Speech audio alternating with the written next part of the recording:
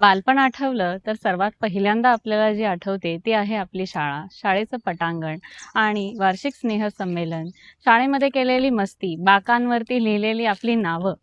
तर अशाच एका आज सुंदर अशा आपण शाळेला भेट देत आहोत, जी की 110 वर्ष जुनी अशी शाळा आहे. तर ही शाळा आहे पंचक्रोशीतली आरंदा हायस्कूल.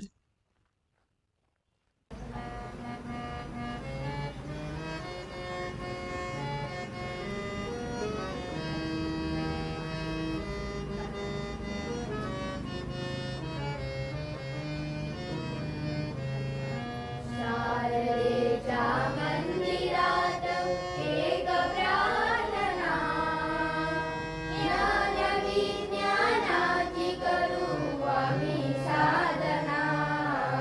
मराठी शाळांची सध्या काळातली जी परिस्थिती आहे, ज्याच्यावरची पूर्ण महाराष्ट्रभर सध्या चर्चा चालू आहे आणि खूप दयनीय अशी अवस्था मराठी शाळांच्या संबंधामध्ये चाललेली असताना या पार्श्वभूमीवरती माझं मनोगत व्यक्त करावं असं त्या निमित्ताने वाटतं. शासनाचे जे वेगवेगळे GR आलेले आहेत, या माध्यमातून विद्यार्थी पटसंख्या याची जी अडचण आहे, ही विद्यार्थी संख्या लक्षात घेऊन त्यानुसार शिक्षक देण्याची प्रथा नवीन शासन निर्णय पडलेले आहेत आणि त्याच्यामुळे मराठी माध्यमाच्या शाळा चालवणं हे संस्थांसमोर मोठं आव्हान झालेलं आहे.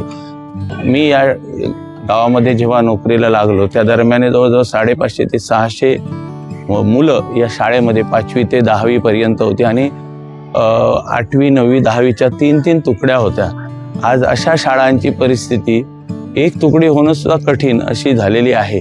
केवळ हे माझ्याच शाळेचं आहे असं नव्हे, तर सिंधुदुर्ग जिल्ह्यातील आणि कोकण पट्ट्यातील महाराष्ट्राच्या वेगवेगळ्या भागातील मराठी माध्यमाच्या शाळांची परिस्थिती जवळजवळ अशीच आहे.